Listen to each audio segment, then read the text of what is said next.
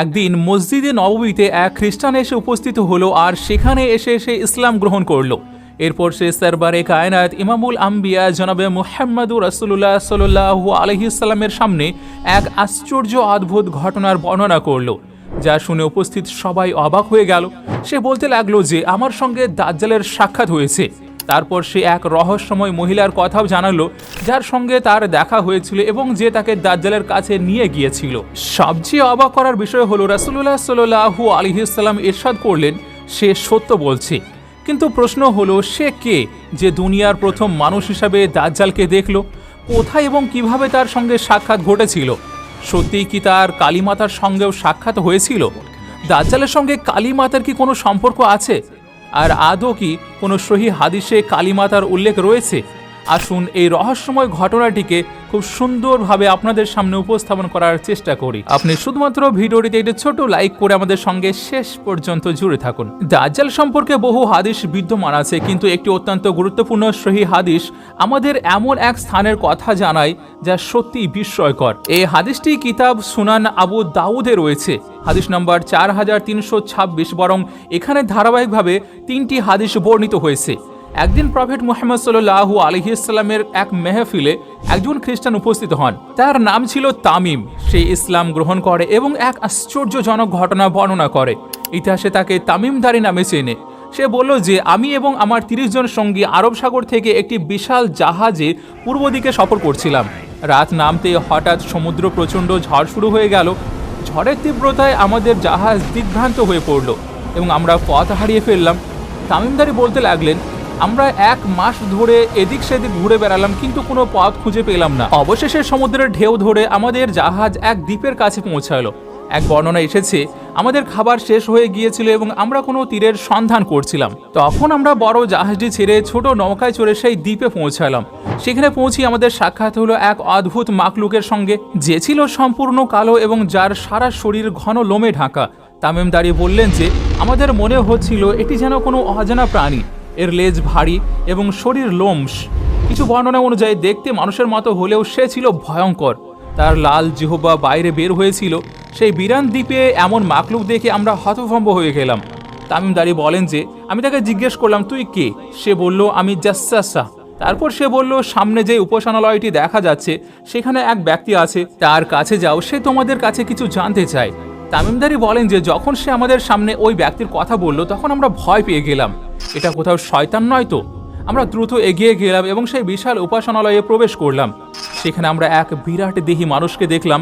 এত বড় মানুষ আমরা আগে কখনো দেখিনি। তাকে শক্ত করে বেঁধে রাখা হয়েছিল, তার হাত ঘাড়ের সঙ্গে বাঁধা ছিল আর সেও নিজের লোম টানছিল।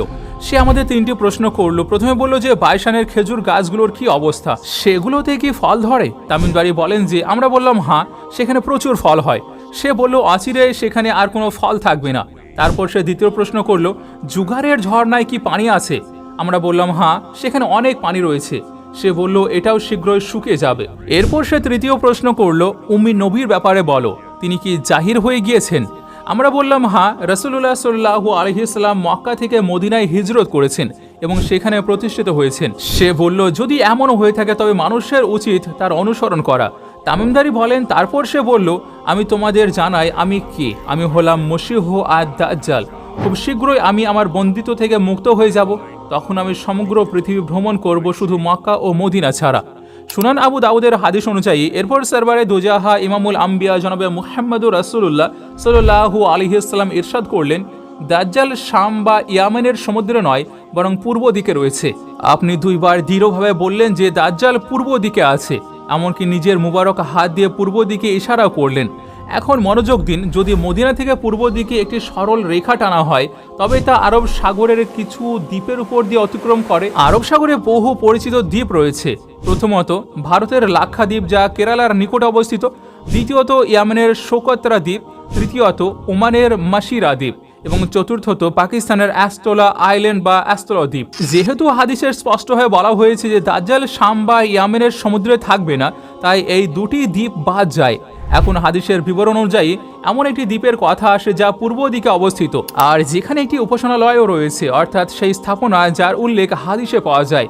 এভাবে পূর্ব দিকে 2টি দ্বীপ অবশিষ্ট থাকে, একটি পাকিস্তানে আর একটি ভারতে। কিন্তু বিস্ময়কর বিষয় হলো পাকিস্তানের অ্যাস্তোলা দ্বীপে এক অত্যন্ত প্রাচীন মন্দিরের অস্তিত্ব পাওয়া যায়। বলা হয় এটি কালী মাতার মন্দির ছিল এবং প্রায় 2000 থেকে 4000 বছর পুরানো। এই মন্দির কালী মাতার সঙ্গে সম্পর্কিত, যাকে হিন্দু ধর্মে এক ভয়ঙ্কর ও শক্তিশালী দেবী হিসেবে বিবেচনা করা হয়। হিন্দু ধর্মের বর্ণনা অনুযায়ী কালী মাতার শরীরের লোমে আবৃত, বহু চিত্রে তাকে লাল জিহ্বা বের করে অবস্থায় দেখানো হয়। এক মুহূর্তের জন্য তামিমদারে দেখা জাসাসাকে স্মরণ করুন। জাসাসা নাকি কালী মাতা? আজও অ্যাস্তোলা দ্বীপে সেই প্রাচীন মন্দিরের ধ্বংসাবশেষ বিদ্যমান, যা ইঙ্গিত দেয় যে 1000 বছর আগে সেখানে কালী মাতার পুজো অনুষ্ঠিত হতো। হাদিসে পূর্ব দিকে ইশারা, তারপর কালো শরীর ও লোমে আচ্ছাদিত সত্তার বিবরণ, অ্যাস্তোলা দ্বীপে কালীমাতার সঙ্গে সম্পর্কিত প্রাচীন মন্দির এবং তামিমদারের সাক্ষাৎ পাওয়া সেই কালো ও লোম সত্তা জাসাসা। এসব কি নিছকই কাকতালীয়, নাকি এর পিছনে কোনো গভীর রহস্য রয়েছে? তবে আরেকটি প্রশ্ন উঠে আসে, যদি এটি কাকতালীয় হয় তবে জাসাসা এবং দাজ্জাল কি এখন আর সেই অ্যাস্তোলা দ্বীপে নেই? তারা কি মুক্ত হয়ে গিয়েছে? কারণ রাসূলুল্লাহ সাল্লাল্লাহু আলাইহি সাল্লাম স্পষ্টভাবে ইঙ্গিত দিয়েছিলেন যে দাজ্জাল পূর্বে অবস্থান করছে। একইভাবে সহিহ বুখারী ও সহিহ মুসলিমের বর্ণনাতেও এসেছে দাজ্জাল পূর্ব দিক থেকেই আত্মপ্রকাশ করবে। সহিহ মুসলিমের হাদিস নম্বর 7373-এ হযরত নওয়াস বিন সামাআন রাদিয়াল্লাহু তাআলা আনহু থেকে বর্ণিত, এক সকালে রাসূলুল্লাহ সাল্লাল্লাহু আলাইহি সাল্লাম দাজ্জালের প্রসঙ্গ উল্লেখ করলেন। আপনি সাল্লাল্লাহু আলাইহি সাল্লাম কখনো নিচু স্বরে কখনো উচ্চ স্বরে এই বিষয়ে বলছিলেন, এমনকি আমাদের মনে হচ্ছিল যেন সে খেজুর বাগানের মধ্যে উপস্থিত।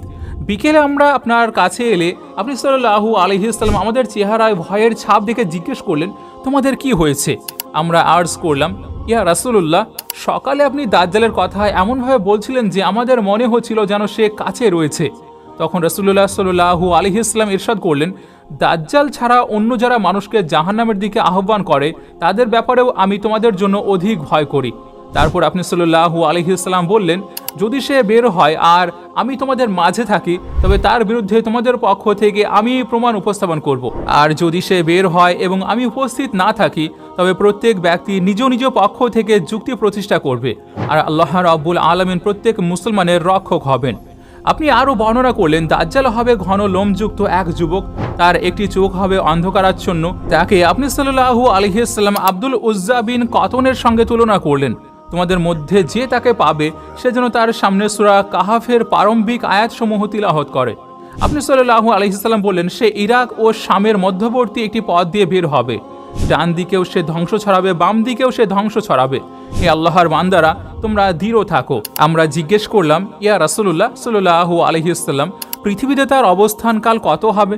আপনি ইরশাদ করলেন, 40 দিন, যার একটি দিন হবে 1 বছরের সমান, একটি দিন হবে 1 মাসের সমান, একটি দিন হবে 1 সপ্তাহের সমান, আর বাকি দিনগুলো হবে তোমাদের সাধারণ দিনের মতো। আমরা আর্জ করলাম, যে দিনটি 1 বছরের মতো দীর্ঘ হবে সেই দিনে কি একই দিনের নামাজও যথেষ্ট হবে? আপনি বললেন, না, তোমরা সময় নির্ধারণ করে সেই অনুযায়ী নামাজ আদায় করবে। আমরা আবার জিজ্ঞেস করলাম, ইয়া রাসূলুল্লাহ, পৃথিবীতে তার চলার গতি কেমন হবে? আপনি বললেন, বাতাসে তাড়িত মেঘের মতো দ্রুত। সে এক সম্প্রদায়ের কাছে গিয়ে তাদেরকে আহ্বান করবে, তারা যদি তার প্রতি ঈমান আনে এবং তার কথা মেনে নেয় তবে সে আকাশকে নির্দেশ দেবে আর বৃষ্টি নেমে আসবে, জমিনকে নির্দেশ দেবে আর শস্য উৎপন্ন হবে। সন্ধ্যায় তাদের পশুগুলো তখন চারণভূমি থেকে ফিরে আসবে, তখন সেগুলো হবে সুউচ্চ কুঁজযুক্ত, দুধে পরিপূর্ণ এবং সুস্বাস্থ্যের অধিকারী। এরপর সে আরেক সম্প্রদায়ের কাছে যাবে এবং তাদেরও আহ্বান করবে, কিন্তু তারা যদি তাকে প্রত্যাখ্যান করে তবে সে তাদের ছেড়ে চলে যাবে আর তারা দুর্ভিক্ষে পতিত হবে, তাদের সম্পদ ও পশুর কিছুই অবশিষ্ট থাকবে না। তারপর দাজ্জাল যখন অনুর্বর ভূমির পাশ দিয়ে অতিক্রম করবে তখন সে বলবে, তোমার গুপ্তধন বের করো। আর তখন সেই ভূমির গুপ্তধন বের হয়ে তার অনুসরণ করবে, যেমন মৌমাছিরা তাদের রানীর পিছনে ছুটে চলে। এরপর সে এক শক্ত সামর্থ্য যুবককে ডাকবে এবং তাকে তরবারের আঘাতে এক আঘাতে 2 টুকরো করে ফেলবে, যেন কোনো লক্ষ্যবস্তুকে আঘাত করে সম্পূর্ণ ভেঙে ফেলা হয়েছে। তারপর আবার তাকে ডাকবে আর সে জীবিত হয়ে উজ্জ্বল মুখে হাসতে হাসতে ফিরে আসবে। ঠিক সেই সময় যখন দাজ্জাল এই অবস্থায় থাকবে তখন আল্লাহ রাব্বুল আলামিন মসীহ ইবনে মারিয়াম আলাইহিস সালামকে পৃথিবীতে পাঠিয়ে দেবেন।